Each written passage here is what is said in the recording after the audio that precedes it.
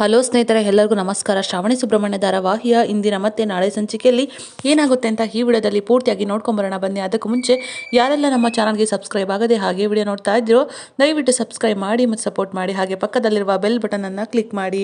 ಇಲ್ಲಿ ಮೊದಲಿಗೆ ಶ್ರಾವಣಿ ಅವರು ಬಟ್ಟೆನ ಒಣಗ್ತಾ ತಾಯಿ ಆದವಳು ಮಗು ಎಲ್ಲೇ ಇದ್ರೂ ಕೂಡ ಯಾವುದೇ ತೊಂದರೆನಲ್ಲಿದ್ರೂ ಕೂಡ ಕೈ ಚಾಚಿ ಕಾಪಾಡ್ಕೊಳ್ತಾಳೆ. ಅಷ್ಟೇ ಅಲ್ಲ, ಮಗು ಬೀಳ್ತಿದೆ ಅಂತ ಗೊತ್ತಾದ ತಕ್ಷಣ ಆದವಳು ಬೀಳದೆ ಇರೋ ಥರ ನೋಡ್ಕೊಳ್ತಾಳೆ ಅಂತ ಹೇಳ್ತಾ ಇರ್ತಾರೆ. ಆಗ ಶ್ರಾವಣಿ ಕಾಲ್ ಕೂಡ ಸ್ಕಿಪ್ ಆಗಿಬಿಡುತ್ತೆ. ಅಷ್ಟರಲ್ಲಿ ನಂದಿನಿ ಅವರು ಬಂದ್ಬಿಟ್ಟು ಶ್ರಾವಣಿ ಅಂತ ಕೂಗ್ತಾ ಶ್ರಾವಣಿಯನ್ನ ಇಟ್ಕೊಳ್ತಾರೆ. ಆಗ ಮನೆಯವರೆಲ್ಲರೂ ಕೂಡ ಒಂದು ಕ್ಷಣ ಎದ್ದು ನಿಂತ್ಕೊಂಡ್ಬಿಡ್ತಾರೆ. ಆಗ ಪದ್ದು ಅವರು ನಂದಿನಿ ಅವ್ರನ್ನ ನೋಡ್ಬಿಟ್ಟು ಸಾಕ್ಷಾತ್ ಮಹಾಲಕ್ಷ್ಮಿ ನಂದಿನಿ ಅಮ್ಮರು ನಮ್ಮ ಮನೆಗೆ ಬಂದಿದ್ದಾರೆ ಅಂತ ತುಂಬಾನೇ ಖುಷಿ ಪಡ್ತಾ ಇರ್ತಾರೆ. ಆಗ ಶ್ರಾವಣಿ ಅವರು ನಂದಿನಿ ಅವ್ರನ್ನೇ ನೋಡ್ಕೊಂಡು ನಿಂತ್ಕೊಂಡ್ಬಿಡ್ತಾರೆ. ಅಷ್ಟರಲ್ಲಿ ಸುಬ್ಬು ಕೂಡ ಬರ್ತಾರೆ. ಆಗ ಶ್ರಾವಣಿ ಅವರು ನನ್ನ ಹೆಸರು ಶ್ರಾವಣಿ ಅಂತ ನಿಮಗೆ ಗೊತ್ತು, ಅಷ್ಟಕ್ಕೂ ನೀವು ಯಾರು ಅಂತ ಗೊತ್ತಾಗಲಿಲ್ಲ ಅಂತ ಹೇಳ್ತಾರೆ. ಆಗ ಸುಬ್ಬವರು, ಅಯ್ಯೋ ಮೇಡಮ್, ನಾನು ಹೇಳೋದೇ ಮರ್ತೋಗಿದ್ದೆ ನೋಡಿ, ಇವರು ಶ್ರೀವಲ್ಲಿ ಮನೆ ಮೇಲೆ ಒಂದು ರೂಮು ಖಾಲಿ ಇದೆ ಅಲ್ವಾ, ಅಲ್ಲಿಗೆ ಬಾಡಿಗೆಗೆ ಬಂದಿದ್ದಾರೆ. ಅಷ್ಟಕ್ಕೂ ಇವರು ಹುಬ್ಳಿಯವರು, ಇವ್ರಿಗೆ ನೀವು ಮಿನಿಸ್ಟ್ರ್ ಮಗಳು ಪರಿಚಯ ಮಾಡಿಸ್ತೀನಿ ಅಂತ ನಾನೇ ಹೇಳಿ ಕರ್ಕೊಂಡ್ಬಂದೆ, ಹಂಗಾಗಿ ನಿಮ್ಮ ಹೆಸರು ಗೊತ್ತಾಯ್ತು ಅಂತ ಹೇಳ್ತಾರೆ. ಆಗ ಶ್ರಾವಣಿ ಅವರು, ಹೌದಾ, ನೀವು ನನ್ನ ಕಾಪಾಡಿದ್ದಕ್ಕೆ ತುಂಬಾ ಥ್ಯಾಂಕ್ಸ್ ಅಂತ ಹೇಳ್ತಾರೆ. ಆಗ ನಂದಿನಿ ಅವರು, ಥ್ಯಾಂಕ್ಸ್ ಎಲ್ಲ ಯಾಕೆ ಹೇಳ್ತಿದ್ದೀರಾ, ನಿಜವಾಗ್ಲೂ ನಾನು ನಿಮ್ಮನ್ನು ಕಾಪಾಡೋದು ನನ್ನ ಜವಾಬ್ದಾರಿ ಆಗಿತ್ತು ಅಂತ ಹೇಳ್ತಾರೆ. ಜವಾಬ್ದಾರಿನ ಅಂತ ಎಲ್ಲರೂ ಕೂಡ ಆಶ್ಚರ್ಯಪಡ್ತಾರೆ. ಅಂದರೆ ಅಯ್ಯೋ, ನೀನು ನನ್ನ ಮಗಳಂಗೆ ಇದ್ದೆ, ಅಷ್ಟಕ್ಕೂ ನಮ್ಮ ಕಣ್ಮುಂದೆ ಯಾರಾದರೂ ಬೀಳ್ತಾರೆ ಅಂತಂದರೆ ನಾವು ಅವ್ರನ್ನ ಕಾಪಾಡೋದು ನಮ್ಮ ಜವಾಬ್ದಾರಿ ಅಲ್ವಾ, ಆ ರೀತಿ ಹೇಳಿದೆ ಅಂತ ಹೇಳ್ತಾರೆ. ಆಗ ವಿಶಾಲಾಕ್ಷಿ ಅವರು, ನೀವು ನಮ್ಮ ಮನೆಗೆ ಬಂದಿದ್ದು ತುಂಬಾ ಸಂತೋಷ ಆಯಿತು, ಬನ್ನಿ ಒಳಗಡೆ ಅಂತ ಹೇಳ್ಬಿಟ್ಟು ನಂದಿನಿ ಅವ್ರನ್ನ ಒಳಗಡೆ ಕರ್ಕೊಂಡು ಹೋಗ್ಬಿಡ್ತಾರೆ. ಆಗ ಶ್ರಾವಣಿ ಅವರು ಕೂಡ ಹೋಗ್ಬಿಟ್ಟು ನಂದಿನಿ ಅವ್ರನ್ನೇ ನೋಡ್ಕೊಂಡು ನಿಂತ್ಬಿಡ್ತಾರೆ. ಆಗ ಸುಬ್ಬವರು, ಮೇಡಮ್ ಯಾಕೆ ಅವ್ರನ್ನ ಆ ರೀತಿ ನೋಡ್ಕೊಂಡು ನಿಂತ್ಬಿಟ್ಟಿದ್ರಲ್ಲ, ಏನಾಯಿತು ಅಂತ ಕೇಳ್ತಾರೆ. ಆಗ ಸುಬ್ಬವರು ಮನಸ್ಸಲ್ಲೇ, ಅಲ್ಲ ಮೇಡಮ್ಗೆ ಏನಾದ್ರು ಗೊತ್ತಾಗ್ಬಿಡ್ತಾ, ಗೆಟಪ್ ಎಲ್ಲ ಕರೆಕ್ಟಾಗೇ ಇದೆ ಅಂತ ಮನಸ್ಸಲ್ಲೇ ಯೋಚನೆ ಮಾಡ್ತಾ ಇರ್ತಾರೆ. ಆಗ ಶ್ರಾವಣಿಯವರು, ಏನಿಲ್ಲ, ಯಾಕೋ ಇವ್ರನ್ನ ನೋಡ್ತಾ ಇದ್ರೆ ನೋಡ್ತಾನೇ ಇರಬೇಕು ಅಂತ ಅನ್ನಿಸ್ತಾ ಇದೆ, ಅಷ್ಟೇ ಅಲ್ಲ ಇವ್ರನ್ನ ನೋಡ್ತಾ ಇದ್ರೆ ಏನೋ ಒಂಥರ ಮನಸ್ಸಿಗೆ ಸಂತೋಷ ಆಗ್ತಾ ಇದೆ ಅಂತ ಹೇಳ್ತಾರೆ. ಆಗ ನಂದಿನಿ ಅವರು, ಹೌದವ್ವ, ನನಗೂ ಕೂಡ ಹಾಗೆ ಅನಿಸ್ತಾ ಇದೆ, ನಿನ್ನ ನೋಡಬೇಕು ಅಂತಲೇ ಅನ್ನಿಸ್ತಾ ಇದೆ, ಒಳ್ಳೆ ಗೊಂಬೆ ಥರ ಇದೆಯಾ, ಗುಣ, ತಾಯಿ ಲಕ್ಷಣ ಎಲ್ಲನೂ ಕೂಡ ಎದ್ದು ಕಾಣ್ತಾ ಇದೆ ಅಂತ ಹೇಳ್ತಾರೆ. ಆಗ ಶ್ರಾವಣಿಯವರು ಕೂಡ ತುಂಬಾ ಖುಷಿ ಆಗುತ್ತೆ. ನಿಜವಾಗ್ಲೂ ಅಮ್ಮ, ನಾನು ನಿಮ್ಮನ್ನೆಲ್ಲೋ ಮಾತಾಡ್ಸಿದ್ದೀನಿ, ಎಲ್ಲೋ ನೋಡಿದ್ದೀನಿ, ತುಂಬ ಪರಿಚಯ ಇದೆ ಅಂತ ಅನ್ನಿಸ್ತಾ ಇದೆ ಅಂತ ಹೇಳ್ತಾರೆ. ಆಗ ನಂದಿನಿಯವರು, ಹೌದವ್ವ, ನೀನಂತೂ ಮಹಾಲಕ್ಷ್ಮಿ ಥರ ಕಾಣಿಸ್ತಾ ಇದೆಯಾ, ನಿಜವಾಗ್ಲೂ ತುಂಬಾ ಖುಷಿ ಆಗುತ್ತೆ ಅಂತ ಹೇಳ್ತಾರೆ. ಆಗ ವಿಶಾಲಾಕ್ಷಿ ಅವರು, ನಮ್ಮ ಸೊಸೆ ಹಾಗೆ ಯಾರಾದರೂ ಇಷ್ಟ ಆಯಿತು ಅಂತಂದರೆ ಬೇಗನೆ ಹಚ್ಕೊಂಡ್ಬಿಡ್ತಾರೆ, ನೀವು ಕೂಡ ಅವ್ರಿಗೆ ಇಷ್ಟ ಆಗಿದ್ದೀರಾ ಅಂತ ಹೇಳ್ತಾ ಇರ್ತಾರೆ. ಈ ಕಡೆ ವೀರೇಂದ್ರ, ಸುರೇಂದ್ರ, ವಂದನಾ, ಸಾವಿತ್ರಿ ಎಲ್ಲರೂ ಕೂಡ ನಿಂತಿರ್ತಾರೆ. ಆಗ ವೀರೇಂದ್ರ ಅವರು, ಸುರೇಂದ್ರ, ಯಾಕೋ ಸುಬ್ಬುಗೆ ಫೋನ್ ಮಾಡಿದ್ರು, ಯಾಕೋ ಅವ್ನು ರಿಸೀವೇ ಮಾಡ್ತಾ ಇಲ್ಲ, ಜಾನಕಿ ಅವರು ಎಲ್ಲೋದ್ರು, ಜಾನಕಿನ ಕರ್ಕೊಂಬಂದಿದ್ದು ಸುಬ್ಬು ತಾನೆ, ಈಗಿರಬೇಕಾದ್ರೆ ಅವನಿಗಾದ್ರೂ ಒಂದು ಮಾತು ಹೇಳೋಗಿರ್ತಾರೆ ಅಲ್ವಾ, ಏನಾಯಿತು ಅಂತ ಕೇಳೋಣ ಅಂತಂದರೆ ಫೋನೇ ರಿಸೀವ್ ಮಾಡ್ತಾ ಇಲ್ವಲ್ಲ, ಇವನು ಯಾಕೆ ಈ ರೀತಿ ಮಾಡಿದ್ದಾನೆ ಅಂತ ಹೇಳ್ತಾ ಇರ್ತಾರೆ. ಆಗ ವೀರೇಂದ್ರ ಅವರು, ಅಲ್ಲ ಅಣ್ಣ, ಅವ್ನು ಎಲ್ಲೋ ಬ್ಯುಸಿ ಇರ್ತಾನೆ, ಆಮೇಲೆ ಮಾಡ್ತಾನೆ ಬಿಡೋಣ, ಎಷ್ಟೋ ಸಲ ನೀನು ಇದೇ ಥರ ಸುಮ್ಮನಾಗಿದೆಯಾ ಅಲ್ವಾ, ಗಾಡಿ ಓಡಿಸ್ಬೇಕಾದ್ರೂ ಕೂಡ ಫೋನ್ ರಿಸೀವ್ ಮಾಡಲ್ಲ, ಏನೋ ಬ್ಯುಸಿ ಇದ್ದಾನೆ ಅಂತ ಅನ್ಸುತ್ತೆ ಅಂತ ಹೇಳ್ತಾ ಇರ್ತಾರೆ. ಆಗ ವೀರೇಂದ್ರ ಅವರು, ಅಲ್ಲ ಕಣೋ ಸುರೇಂದ್ರ, ಏನು ಅಂತ ಮಾತಾಡ್ತಿದ್ದೀಯಾ, ಎಷ್ಟೋ ಸಲ ಅಂತಂದರೆ ಅದೇ ಬೇರೆ, ಆದರೆ ಇವಾಗ ಫೋನ್ ರಿಸೀವ್ ಮಾಡದಿರೋಷ್ಟು ಬ್ಯುಸಿನಾ, ಒಂದು ಕ್ಷಣ ಮಾತಾಡಿ ನನ್ನ ಜೊತೆ ಆಮೇಲೆ ಮಾಡ್ಬೋದಲ್ವಾ, ಫೋನ್ ನೋಡೋಕ್ಕೂ ಟೈಮ್ ಇಲ್ವಾ ಅವನಿಗೆ ಅಂತ ಹೇಳ್ತಾ ಇರ್ತಾರೆ.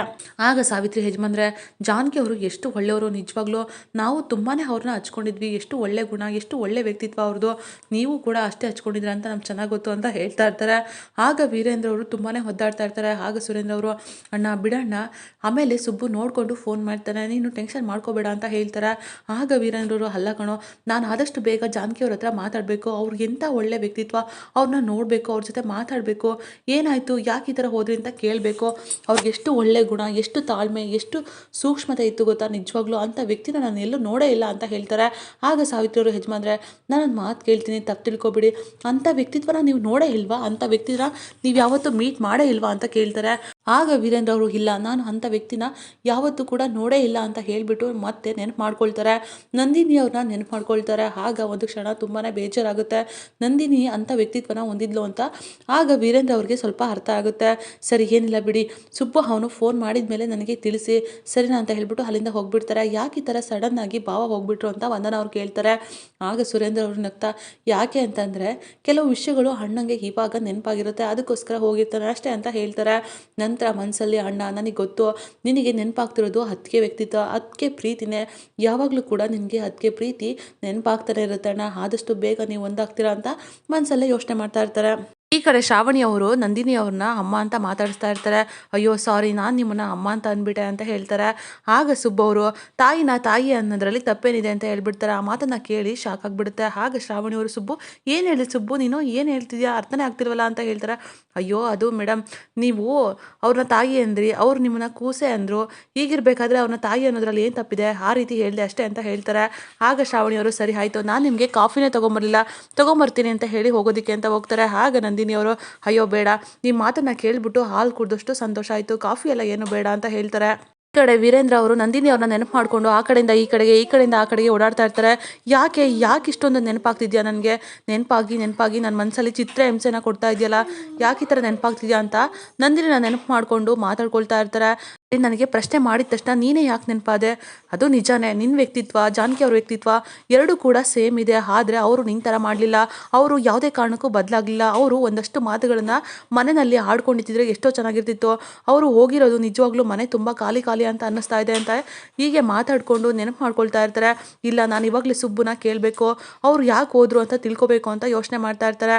ಈ ಕಡೆ ನಂದಿನಿ ಅವರು, ನನಗೆ ಸ್ವಲ್ಪ ಹಾಲು ಕೊಡ್ತೀರಾ, ಹಾಲು ಉಕ್ಕಿಸ್ಬೇಕು, ಮೊದಲು ಸರಿ ಬಂದಿರೋದಲ್ವ ಮನೆಗೆ ಅಂತ ಹೇಳ್ತಾ ಇರ್ತಾರೆ. ಆಗ ಶ್ರಾವಣಿ ಅವರು ಸರಿ ಆಯಿತು ಅಂತ ಹೇಳ್ತಾರೆ. ಅಷ್ಟರಲ್ಲಿ ಶ್ರೀವಲ್ಲಿ ಕೂಡ ಬರ್ತಾರೆ. ಏನು ನೀವು ಆಂಟಿ, ಹಾಲು ಬೇಕಿದ್ರೆ ನಮ್ಮನ್ನು ಕೇಳ್ಬೋದಿತ್ತಲ್ವ, ಇಲ್ಲಿ ಕೇಳ್ತಾ ಇದ್ದೀರಾ ನೀವು ಅಂತ ಹೇಳ್ತಾರೆ. ಆಗ ಶ್ರಾವಣಿ ಅವರು, ಬಿಡು ಶ್ರೀವಲ್ಲಿ, ಅಮ್ಮ ನಮ್ಮ ಮನೆಗೆ ಸಲಿಗೆಯಿಂದ ಬಂದಿದ್ದಾರೆ ಅಲ್ವಾ, ನಾವು ಅವ್ರ ಜೊತೆ ಮಾತಾಡಿ ತುಂಬಾ ಸಲಿಗೆಯಿಂದ ಇದ್ದೀವಿ, ಅದಕ್ಕೋಸ್ಕರ ಕೇಳಿರ್ತಾರೆ ಬಿಡು ಅಂತ ಹೇಳ್ತಾರೆ. ಆಗ ಶ್ರೀವಲ್ಲಿ ಅವರು, ಅಲ್ಲ ಶ್ರಾವಣಿ, ಅಮ್ಮ ಅಂತಿದ್ಯಾ, ಎಲ್ಲ ವಿಷಯನೂ ಕೂಡ ಗೊತ್ತಾಯ್ತಾ ನಿನಗೆ, ಸುಬ್ಬು ನನ್ನ ಹತ್ರನೇ ಬೇರೆ ಹೇಳಿದ್ನಲ್ಲ ಅಂತ ಹೇಳ್ತಾ ಇರ್ತಾರೆ. ಆಗ ಸುಬ್ಬುಗೆ ಮತ್ತು ಪದ್ದುಗೆ ಇಬ್ಬರಿಗೂ ಶಾಕ್ ಆಗ್ತಿರುತ್ತೆ. ಅಯ್ಯೋ ಏನಿದು, ಶ್ರೀವಲ್ಲಿ ಏನಾದ್ರು ಬಾಯ್ ಬಿಟ್ಬಿಟ್ರೆ, ಶ್ರಾವಣಿ ಮೇಡಮ್ಗೆ ನಂದಿನಿ ಅಮ್ಮೋರೆ ನಮ್ಮಮ್ಮ ಅಂತ ಗೊತ್ತಾಗ್ಬಿಟ್ರೆ ಏನು ಮಾಡೋದು ಅಂತ ಯೋಚನೆ ಮಾಡ್ತಾ ಇರ್ತಾರೆ. ಆಗ ಸುಬ್ಬು ಅವರು, ಅಯ್ಯೋ ಶ್ರೀವಲ್ಲಿ, ಏನೋ ನಾನೇ ಏನೋ ಹೇಳಿದೆ, ನೀನೇ ಏನೋ ಮಾತಾಡ್ತಿದ್ಯಲ್ಲ, ಅಯ್ಯೋ ನಿಂಗೆ ಅರ್ಥ ಆಗಲ್ಲ, ಅವರು ಶ್ರಾವಣಿ ಮೇಡಮ್ನ ಕೂಸೆ ಅಂತ ಕರಿತಿದ್ರಲ್ವ, ಅದಕ್ಕೋಸ್ಕರ ತಾಯಿ ಸ್ಥಾನದಲ್ಲಿ ಇಟ್ಟು ಮಾತಾಡ್ತಾ ಇದ್ದಾರೆ ಅಷ್ಟೇ, ನೀನು ಸುಮ್ಮನಿರು ಶ್ರೀವಲ್ಲಿ ಅಂತ ಹೇಳ್ತಾರೆ. ಆಗ ಶ್ರಾವಣಿ ಅವ್ರ ಮೈಂಡ್ನ ಡೈವರ್ಟ್ ಮಾಡೋದಕ್ಕೆ ಪದ್ದು ಅವರು ಕೂಡ ಏನೇನೋ ಮಾತಾಡ್ತಾರೆ. ಆಗ ಎಲ್ಲರೂ ಕೂಡ ಆ ವಿಷಯನ ಮರ್ತೋಗ್ಬಿಡ್ತಾರೆ. ಸರಿ, ನಾನೇ ಹಾಲು ತೊಗೊಂಬಂದು ಕೊಡ್ತೀನಿ ಅಂತ ಹೇಳ್ಬಿಟ್ಟು ಶ್ರಾವಣಿ ಹೇಳ್ತಾರೆ. ಆಗ ಶ್ರೀವಲ್ಲಿ ಅವರು, ಸರಿ ಆಯಿತು, ಹಾಲು ಕುಸ್ಬೇಕಾದ್ರೆ ನನ್ನ ಕೂಡ ಕರೀರಿ ಆಂಟಿ ಅಂತ ಹೇಳ್ಬಿಟ್ಟು ಶ್ರೀವಲ್ಲಿ ಕೂಡ ಅಲ್ಲಿಂದ ಹೋಗ್ತಾರೆ. ನಂತರ ಸುಬ್ಬು ಅವ್ರಿಗೆ ವೀರು ಅವರು ಫೋನ್ ಮಾಡ್ತಾನೆ ಇರ್ತಾರೆ. ಆಗ ಫೋನ್ನ ನೋಡ್ಬಿಟ್ಟು, ಅಯ್ಯೋ ಇದೇನಿದು, ಯಜಮಾನ್ರು ಇಷ್ಟೊಂದು ಸಲ ಫೋನ್ ಮಾಡಿದಾರಲ್ಲ, ನಾನು ಇಲ್ಲಿ ತುಂಬಾ ವೈಬ್ರೇಟ್ ಆಗ್ತಾ ಇದ್ದೀನಿ, ಈಗಿರಬೇಕಾದ್ರೆ ಮೊಬೈಲ್ ವೈಬ್ರೇಟ್ ಆಗಿರೋದು ನನಗೆ ಹೇಗೆ ಗೊತ್ತಾಗಬೇಕು ಅಂತ ಟೆನ್ಷನ್ ಮಾಡ್ಕೊಳ್ತಾ ಇರ್ತಾರೆ. ಆಗ ವಿಶಾಲಾಕ್ಷಿ ಅವರು, ಏನಾಯಿತು ಸುಬ್ರಹ್ಮಣ್ಯ ಅಂತ ಕೇಳ್ತಾರೆ.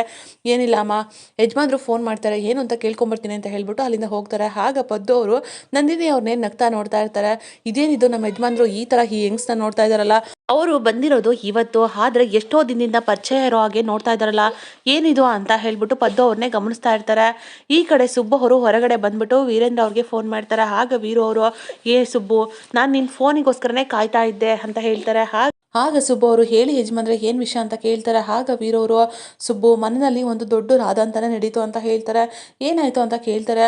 ಅಯ್ಯೋ ಏನು ಅಂತ ಹೇಳಿ, ದೊಡ್ಡ ರಾಧಾಂತ ನಡೆದಿದ್ದರಿಂದ ಬೇಜಾರು ಮಾಡಿಕೊಂಡು ಜಾನಕಿ ಅವರು ಮನೆ ಬಿಟ್ಟು ಹೋಗಿದ್ದಾರೆ ಅಂತ ಹೇಳ್ತಾರೆ. ಆಗ ಸುಬ್ಬು ಅವರು, ನನಗೆ ಆ ವಿಷಯ ಗೊತ್ತು ಯಜಮಾನ್ರೆ ಅಂತ ಮನಸ್ಸೆಲ್ಲ ಯೋಚನೆ ಮಾಡ್ತಾ ಇರ್ತಾರೆ. ಆಗ ವೀರವರು, ಎಷ್ಟು ಬೇಜಾರಾಗಿದೆಯೋ ಏನೋ, ಜಾನಕಿ ಅವರು ನನ್ನ ಹತ್ರ ಒಂದು ಮಾತು ಕೂಡ ಹೇಳದೆ ಹೊರಟೋಗಿದ್ದಾರೆ, ನನ್ನ ಹತ್ರ ಒಂದು ಮಾತು ಹೇಳಿದರೆ ಏನು ಅನ್ನಿಸ್ತಾ ಇಲ್ವೋ ಏನೋ, ಆದರೆ ಅವ್ರು ಹೋಗಿದ್ರಿಂದ ತುಂಬಾ ಬೇಜಾರಾಗ್ತಿದೆ, ಅಕ್ಕ ಮಾಡಿದ್ರಿಂದ ಮನೆಯಲ್ಲಿ ಆಗಿದ್ದು ರಾಧಾಂತದಿಂದ ಅವ್ರ ಮನಸ್ಸು ತುಂಬ ಬೇಜಾರು ಮಾಡ್ಕೊಂಡ್ಬಿಟ್ಟಿದ್ದಾರೆ. ಎಂಥದೇ ಸಿಚುವೇಶನ್ ಇದ್ದರೂ ಕೂಡ ಅವರು ತುಂಬಾ ಪೇಷನ್ಸಿಂದ ಸೂಕ್ಷ್ಮತೆಯಿಂದ ಎದುರಿಸ್ತಾ ಇದ್ರು. ನಿಜವಾಗ್ಲೂ ಸುಬ್ಬು, ನಾನು ಅವ್ರ ಜೊತೆ ಮಾತಾಡಬೇಕು, ನಾನು ಕ್ಷಮೆ ಕೇಳಬೇಕು ಸುಬ್ಬು, ನೀನು ಇವಾಗಲೇ ಅವರಿಗೆ ಫೋನ್ ಮಾಡು, ಅವರನ್ನ ನೀನೇ ಅಲ್ವಾ ಕರ್ಕೊಂಬಂದಿದ್ದು, ಕಾನ್ಫರೆನ್ಸ್ ಹಾಕು, ನಾನು ಅವ್ರ ಜೊತೆ ಮಾತಾಡ್ತೀನಿ ಅಂತ ಹೇಳ್ತಾರೆ. ಆಗ ಸುಬ್ಬು ಅವರು, ಅಯ್ಯೋ ಯಜಮಾನ್ರೆ, ಅವ್ರು ತುಂಬಾ ಬೇಜಾರು ಮಾಡ್ಕೊಂಡು ಹೋಗಿರ್ಬೇಕಾದ್ರೆ ಅವ್ರು ನಿಮ್ಮ ಜೊತೆ ಹೇಗೆ ಮಾತಾಡ್ತಾರೆ, ಹೇಗೆ ಮಾತಾಡೋದಕ್ಕೆ ಸಾಧ್ಯ, ಅವ್ರದ್ದು ಸ್ಟ್ರಾಂಗ್ ಆದಂಥ ವ್ಯಕ್ತಿತ್ವ, ಅವ್ರು ನಿಜವಾಗ್ಲೂ ಮಾತಾಡ್ತಾರೆ ಅಂತ ನನಗೆ ಅನ್ನಿಸ್ತಾ ಇಲ್ಲ ಅಂತ ಹೇಳ್ತಾರೆ. ಅಯ್ಯೋ ಸುಬ್ಬು, ನಾನು ಅವ್ರ ವ್ಯಕ್ತಿತ್ವ ಏನು ಅಂತ ನನಗೆ ಚೆನ್ನಾಗಿ ಗೊತ್ತಿದೆ, ಅವ್ರೇನು, ಅವ್ರ ಭಾವನೆಗಳೇನು, ತುಂಬಾ ಚೆನ್ನಾಗಿ ಅವ್ರ ಸಂಬಂಧಕ್ಕೆ ಬೆಲೆ ಕೊಡ್ತಾರೆ, ಅವ್ರನ್ನ ಅರ್ಥ ಮಾಡ್ಕೊಂಡಿದ್ದೀನಿ ಸುಬ್ಬು, ನಿಜವಾಗ್ಲೂ ನಾನು ಅವ್ರ ಜೊತೆ ಮಾತಾಡಲೇಬೇಕು, ನಾನು ನಿಮ್ಮ ಮಾವನಾಗಿ ಕೇಳ್ಕೊಳ್ತಾ ಇದ್ದೀನಿ, ಪ್ಲೀಸ್ ನನಗಿದು ಒಂದು ವಿಷಯದಲ್ಲಿ ನೀನು ನನಗೆ ಸಹಾಯ ಮಾಡ್ತೀಯ ಅಲ್ವಾ ಸುಬ್ಬು ಅಂತ ಕೇಳ್ತಾರೆ. ಆಗ ಸುಬ್ಬು ಅವರು, ಅಯ್ಯೋ ಯಜಮಾನ್ರೆ, ನೀವು ಈ ಥರ ಎಲ್ಲ ಕೇಳ್ಕೊಬೇಡಿ, ನೀವು ಹೇಳಿದ್ನ ನಿಜವಾಗ್ಲೂ ನಾನು ಕೊಡ್ತೀನಿ, ಸರಿನಾ, ನಾನು ಅವರಿಗೆ ಫೋನ್ ಮಾಡೋದಕ್ಕೆ ಟ್ರೈ ಮಾಡ್ತೀನಿ ಯಜಮಾನ್ರೆ, ನಿಜವಾಗ್ಲೂ ಅವರು ಫೋನಲ್ಲಿ ಮಾತಾಡಿದ್ರೆ ನಿಮಗೆ ಕನೆಕ್ಟ್ ಮಾಡ್ತೀನಿ ಸರಿನಾ ಅಂತ ಹೇಳಿ ಫೋನ್ ಇಡ್ತಾರೆ. ಆಗ ವೀರು ಅವರು, ಸರಿ ಆಯಿತು ಸುಬ್ಬು, ಅದಕ್ಕೋಸ್ಕರನೇ ಕಾಯ್ತಾ ಇರ್ತೀನಿ ಅಂತ ಹೇಳ್ಬಿಟ್ಟು ಸುಬ್ಬು ಫೋನ್ ಮಾಡೋದನ್ನೇ ಈ ಕಡೆ ವೀರೇಂದ್ರ ಅವರು ನಂದಿನಿ ಅವ್ರ ಬಗ್ಗೆನೇ ಯೋಚನೆ ಮಾಡ್ತಾ ಕಾಯ್ತಾ ಇರ್ತಾರೆ. ಆಗ ಸುಬ್ಬು ಅವರು, ನೀವು ದೂರ ಇದ್ದರೂ ಕೂಡ ಇಬ್ಬರು ಒಬ್ರಿಗೊಬ್ರು ಬಿಟ್ಟಿರೋಕ್ಕಾಗದೇ ಇರೋಷ್ಟು ನಂಟಿದೆ, ಈಗಿರಬೇಕಾದ್ರೆ ನೀವು ಹೇಗೆ ದೂರ ಆದ್ರಿ, ಆದಷ್ಟು ಬೇಗ ಒಂದಾಗ್ತೀರಾ, ನಾನೇ ಒಂದು ಮಾಡ್ತೀನಿ ಅಂತ ಸುಬ್ಬು ಹೇಳ್ತಾ ಇರ್ತಾರೆ. ನಂತರ ಸುಬ್ಬು ಅವರು ನಂದಿನಿ ಅವರ ಹತ್ರ ಬಂದು ಮಾತಾಡ್ತಾ ಇರ್ತಾರೆ. ಅಮ್ಮೋರೆ, ನೀವು ನಿಮ್ಮ ಮಗಳಿಗೆ ಕೆಲವೇ ಹೆಜ್ಜೆಗಳು ಮಾತ್ರ ದೂರ ಇದ್ದೀರಾ ಅಷ್ಟೇ. ಆದಷ್ಟು ಬೇಗ ನಾನು ಈ ವಿಷಯನ ಶ್ರಾವಣಿ ಮೇಡಮ್ ಹತ್ರ ಹೇಳ್ತೀನಿ. ನೀವೇ ಅವ್ರ ತಾಯಿ ಅಂತ ಹೇಳ್ತೀನಿ, ಕರ್ಕೊಂಬರ್ತೀನಿ. ಯಾಕೆಂದರೆ ಅವ್ರು ಮಾತಾಡೋ 100 ಮಾತುಗಳಲ್ಲಿ 98 ಮಾತುಗಳು ಕೂಡ ನೀವೇ ಇರ್ತೀರ. ಯಾವಾಗಲೂ ಕೂಡ ಅಮ್ಮ ಅಮ್ಮ ಅಂತ ಕೊರಗ್ತಾನೆ ಇರ್ತಾರೆ. ಈ ವಿಷಯನ ಆದಷ್ಟು ಬೇಗ ಹೇಳ್ತೀನಿ, ಕರ್ಕೊಂಬರ್ತೀನಿ ಅಂತ ಹೇಳ್ತಾರೆ. ಆಗ ನಂದಿನಿ ಅವರು, ಸುಬ್ಬು ಪ್ಲೀಸ್ ಸುಬ್ಬು, ಈ ವಿಷಯ ಮಾತ್ರ ಯಾವುದೇ ಕಾರಣಕ್ಕೂ ಗೊತ್ತಾಗಬಾರ್ದು. ನಾನೇ ಅವ್ರ ತಾಯಿ ಅಂತ ಶ್ರಾವಣಿಗೆ ಗೊತ್ತಾಗಲೇಬಾರ್ದು ಅಂತ ಹೇಳ್ಬಿಟ್ಟು ತಡೀತಾರೆ. ಇದಾಗಿತ್ತು ಈ ಸಂಚಿಕೆ. ನಮ್ಮ ವಿಡಿಯೋ ನಮಗೆ ಇಷ್ಟ ಆಗಿದ್ದಲ್ಲಿ ಒಂದು ಲೈಕ್ ಮಾಡಿ. ಮುಂದಿನ ವಿಡಿಯೋಗಳಿಗಾಗಿ ನಮ್ಮ ಚಾನಲನ್ನು ಸಬ್ಸ್ಕ್ರೈಬ್ ಮಾಡಿ ಮತ್ತು ಸಪೋರ್ಟ್ ಮಾಡಿ. Thank you.